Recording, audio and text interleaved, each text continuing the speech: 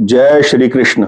वसुदेवम सुतम देवम कंस चाणूरमर्दनम देवकी परमानंदम कृष्णम वंदे जगत गुरु। ईश्वर सबका जीवन मंगल में, सुख में, शांति में हो।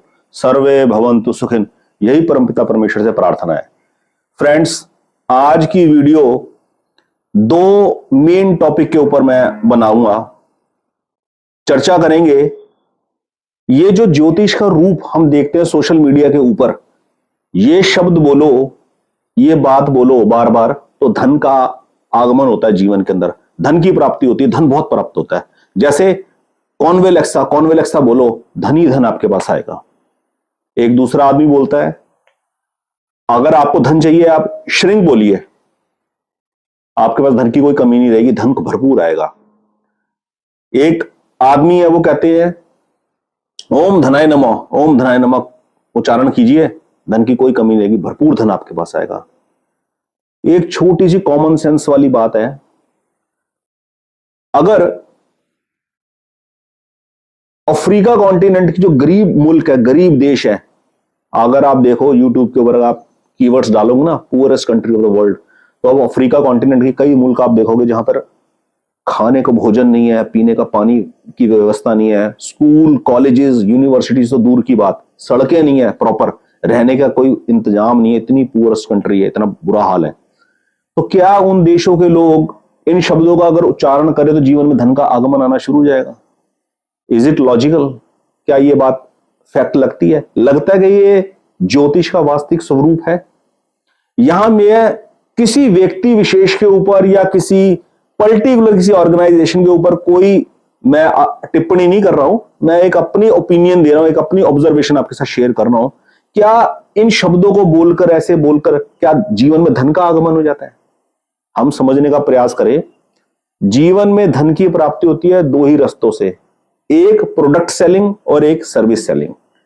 या तो कोई प्रोडक्ट खरीदो या खुद बनाओ और उसको बेचो, तो उसके ऊपर मुनाफा कमाओ। जैसे मैंने कोई 100 रुपए की चीज खरीदी और 150 रुपए की बेच दी, और 50 रुपए का जो मुनाफा आया उसमें 25 रुपए 20 रुपए का जो था वो खर्चा निकल गया, आने का, ले जाने का, मैन पावर का, सबका, और नेट 20 रुपए 25 रुपए उसका मुनाफा बचा। ये तरीका है। या एक है कि प्रोडक्ट कुछ नहीं, सर्विस बेच रहे हैं, यानी कि किसी के यहां जाके नौकरी कर रहे हैं, किसी के यहां जाके एज ए फ्रीलांसर काम कर रहे हैं, कोई भी सर्विस प्रोवाइड कर रहे हैं। अब वो सर्विस प्रोवाइड जो है वो किसी भी लेवल की हो सकती है। वो एक मजदूर की सर्विस भी हो सकती है कि एक मजदूर टोकरी उठा रहा है तो उसको 500 रुपए, 700 रुपए, 1000 रुपए दिहाड़ी मिल रही है। एक सर्विस फिल्म एक्टर की भी हो सकती है। एक फिल्म एक्टर अपने घर से निकलकर प्रोडक्शन यूनिट में जाके फिल्म की शूटिंग कर रहा है और डायरेक्टर उसको 100 करोड़ रुपए, 50 करोड़ रुपए, 200 करोड़ रुपए एक फिल्म का दे दे रहा है। ये इस तरीके से पैसे की आवत होती है जीवन के अंदर। पैसा मिलता है देश काल पात्र के हिसाब से, पैसा मिलता है मौजूदा परिस्थिति के हिसाब से, पैसा मिलता है पूर्व जन्मों के प्रारब्ध, पूर्व जन्मों के संचित कर्मों की पूंजी के आधार पर इस जीवन में हमारा जन्म किस घर परिवार में हुआ है और किन परिस्थितियों में, किन लोगों के संपर्क में हम लोग आए हैं। आपने देखा होगा कुछ लोग शुरुआत ही ऐसे करते हैं, जैसे मैंने काफी डीपली इस चीज को नोट किया। एक आदमी का जन्म हुआ किसी फिल्म एक्टर के घर में, एक बच्चे का जन्म हुआ फिल्म एक्टर के घर में, वो अपने जीवन की शुरुआत ही करता है फिल्म बनाने से। बताइए, एक पहली फिल्म के उसको 5-5 करोड़ रुपए मिले जा रहे हैं डायरेक्टरों से, क्योंकि उसके फादर ने फिल्म इंडस्ट्री के अंदर काम किया, वो माने ग्रामी अपने एक्टर रहे उस जमाने के। तो पैसे का आगमन जो है वो किसी शब्द के उच्चारण से नहीं होता। शब्द का उच्चारण यदि करना है तो केवल भगवान के नाम का करो, भगवान के नाम के उच्चारण करने की कोई वैल्यू है। तो पहली बात तो ये कि धन का आगमन सिर्फ और सिर्फ दो ही रास्तों से होता है, प्रोडक्ट सेलिंग से और सर्विस सेलिंग से। ये सर्विस, और तीसरा एक आगमन का रास्ता है धन से धन का कमाना। खूब सारा धन कमा खाओ, फिर धन से धन मल्टीप्लाई होता रहता है। ये धन से धन मल्टीप्लाई होना भी एक तरीके की सर्विस ही है, क्योंकि असेट्स को किसी ना किसी फॉर्म में प्रोवाइड करना, या तो असेट्स सॉलिड फॉर्म में हो, जैसे कोई बिल्डिंग है, एग्रीकल्चर लैंड है, उससे भी इनकम जनरेट हो जाती है, या मनी लिक्विड फॉर्म में है, उसको किसी भी जगह एज ए इन्वेस्टर इन्वेस्ट करके भी पैसा मल्टीप्लाई होता है। तो पैसे का ये सूत्र है। तो इसके अंदर ज्योतिष का क्या रोल है? मैं एस्ट्रोलॉजी के चैनल के ऊपर ज्योतिष के बारे में, इस विषय में क्या कहना चाहता हूं। ज्योतिष का रोल यह है कि जिस आदमी को जो भी परिस्थितियां अपने जीवन में उपलब्ध हुई है, उन परिस्थितियों को कितनी मात्रा में यूटिलाइज करने की कैपेबिलिटी उसके अंदर है, इसकी ऑब्जर्वेशन जन्म कुंडली से हमारे को मिलती है। जन्म कुंडली से कोई व्यक्ति यह नहीं बता सकता कि इस व्यक्ति को किसी मार्ग से इतना पैसा मिल सकता है कि ये 2 फिल्में बनाएगा और ये 500 करोड़ 1000 करोड़ का मालिक बन जाएगा। या जन्म कुंडली से कोई आदमी ये नहीं बता सकता ये आदमी अपने पूरे आजीवन एक 25,000 की नौकरी से आगे नहीं बढ़ पाएगा, ये वहीं का वहीं रहेगा। जन्म कुंडली से लग्नेश, सुखेश, भाग्येश और कर्मेश की कैलकुलेशन से, की ऑब्जर्वेशन से इस बात का जरूर पता लगाया जा सकता है कि मौजूदा परिस्थितियों को यह व्यक्ति किस स्तर पर हैंडल करने में कैपेबल है। ये किसी परिस्थिति के आगे जल्दी घुटने टेक देगा या उसके ऊपर अडिग खड़ा रहेगा, उसको पार करके ही छोड़ेगा। इस चीज की ऑब्जर्वेशन जन्म कुंडली से देखने को मिलती है। तो जन्म कुंडली का मेन पर्पस क्या है? क्या पर्पस है हेल्प लेने का? कि यदि किसी व्यक्ति के लग्नेश की स्थिति 12वें भाव में, 8वें भाव में, 6ठे भाव में है, ऐसे जातकों को अपने लगन से संबंधित ग्रह का नग, जेमस्टोन अवश्य धारण करना चाहिए। अगर लग्नेश की स्थिति 6, 8, 12 में नहीं है, सुखेश की स्थिति 6, 8, 12 में है और वो जो भी काम करता है अपने पूरे एफर्ट्स देने के बावजूद भी जीवन में सुख प्राप्त होता है, लेकिन सेटिस्फेक्शन फिर भी प्राप्त नहीं होता, तो वो सुख भाव के स्वामी के ग्रह से संबंधित जेमस्टोन नग अवश्य धारण करे। ये कैलकुलेशन है, इतना यूज है एस्ट्रोलॉजी का। ये देखने में बहुत सिंपल दिखाई देती है, पर सिंपलिसिटी होने के साथ साथ ये बहुत डीप है। डीप इन द सेंस बहुत गरिमामय है।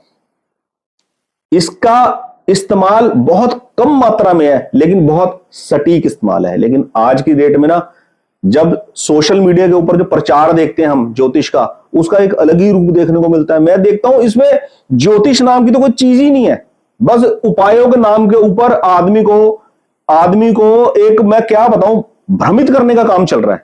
लोगों को भ्रमित करना, लोगों को अट्रैक्ट करने का काम चल रहा है, जो मैं समझता हूं, जो मेरी अपनी ऑब्जर्वेशन है। दूसरी बात मैं आपसे इस वीडियो में करना चाहता हूं, मैं जो देखता हूं, जो मेरे देखने में आता है, जैसे गुरु ग्रह ने, बृहस्पति ने अपना राशि परिवर्तन किया, मेष राशि से वृष राशि के अंदर प्रवेश किया, तो फलाना राशि, वृष राशि में गुरु के आगमन से बड़ी वैभवशाली राशि है वृष राशि, तो फलाना इन 6 राशियों वालों के लिए, इन 5 राशि वालों के लिए, इन 50 राशि वालों के लिए करोड़पति बनने का सुनहरा सुअवसर आ गया है। भैया, गुरु, बृहस्पति, शनि, राहु, केतु, किसी की भी राशि परिवर्तन से कोई करोड़पति नहीं बनता। ये ग्रहों के राशि परिवर्तन से कोई करोड़पति नहीं बनता और कोई रोड़पति नहीं बनता। फॉर एग्जाम्पल, अब 1 मई को, जिस भी डेट को गुरु का राशि परिवर्तन हुआ मेष से वृष राशि के ऊपर, कितने ही लोग होंगे जो एजेड होने के साथ साथ जब उन्होंने डॉक्टर के यहां पे डायग्नोस करवाया होगा, तो पता लगा होगा किसी को बीपी निकल रहा है, उसको पता लगा उसका बीपी नॉर्मल नहीं रहता, अब नॉर्मल रहता, उसको दवाई लग गई बीपी की। कितने लोग होंगे जो शुगर, डायबिटिक डायग्नोज होंगे, कितने लोग होंगे जो कैंसर डायग्नोज होंगे, कितने लोग होंगे जिनको किडनी फेलियर का डायग्नोज मिलेगा मेडिकल उसके अंदर, किसी को बिजनेस का लॉस हो रहा होगा, और ठीक ऑपोजिट कुछ लोग ऐसे होंगे जो प्रोस्पेरिटी के अंदर एंटर करने में। तो क्या इन सब के लिए क्या वो गुरु रिस्पॉन्सिबल है? बृहस्पति का राशि परिवर्तन रिस्पॉन्सिबल है? अरे नहीं भाई, जैसे गुरु अपना राशि परिवर्तन कर रहे हैं, वो अपनी चाल में चल रहे हैं, ऐसे सारे पक्षी चहचहा रहे हैं, पेड़, नदियां बह रही हैं, सारा काम प्रकृति का अपने रूटीन में चल रहा है। ये जो हमारे जीवन में घटित हो रहा है, ये घटित हो रहा है हमारे पूर्व जन्मों के कर्मों के आधार पर। ज्योतिष का रोल सिर्फ और सिर्फ इतना ही है कि जन्म समय पे ग्रह नक्षत्र दशा क्या आती, केवल वही और वही मैटर करेगी। ये गोचर जीवन के अंदर कुछ मैटर नहीं करता, गोचर का कोई औचित्य नहीं है। गोचर तो एक प्रेजेंट घटना को किसी ना किसी चीज से को रिलेट करने वाली बात है, और इसका कोई औचित्य नहीं है। जस्ट फॉर एग्जांपल, अभी जून मंथ के अंदर वक्री चाल होगी शनि की, करीब नवंबर मंथ तक चलेगी, वो चलेगी 120, 130, 40 दिन तक। तो उसके ऊपर प्रचार कि शनि चलेंगे उल्टी चाल, इन 4 राशि वालों के लिए, इन 6 राशि वालों के लिए, इन 10 राशि वालों के लिए बड़ा विकट संकट आ सकता है, उनको सावधान रहने की आवश्यकता है। अरे भैया, शनि किसी का कोई नुकसान नहीं कर रहा, राहु किसी का कोई नुकसान नहीं कर रहा। नुकसान करते हैं परिस्थितियां। परिस्थिति प्रतिकूल खड़ी होती है, जिसको हैंडल करने में आदमी को डर लगता है, घबराहट लगती है, और परिस्थितियां मिलती हैं व्यक्ति के पूर्व जन्मों को किए हुए कर्मों के आधार पर। इस जन्म में किए हुए कर्मों के आधार पर हम लोगों को परिस्थितियां मिलती हैं। उस परिस्थिति को कैसे डील करना है, कैसे हैंडल करना है, उसके लिए एस्ट्रोलॉजी की हेल्प ली जाती है। एस्ट्रोलॉजी की हेल्प सिर्फ और सिर्फ इतनी सी है कि जन्म समय पे जो ग्रह और नक्षत्रों की जो स्थिति थी, उसके हिसाब से यदि कोई पूजा अनुष्ठान की आवश्यकता है तो वो करवा लिया जाए, कोई प्रीशियस स्टोन जेम्स की पहनने की आवश्यकता है तो वो पहन लिया जाए। वृक्षारोपण करते ही रहो, कोई जरूरत ही नहीं है जन्मदिन के ऊपर वृक्षारोपण तो कर ही डालो, दान पुण्य करते ही रहो। ये है ज्योतिष का असली इस्तेमाल।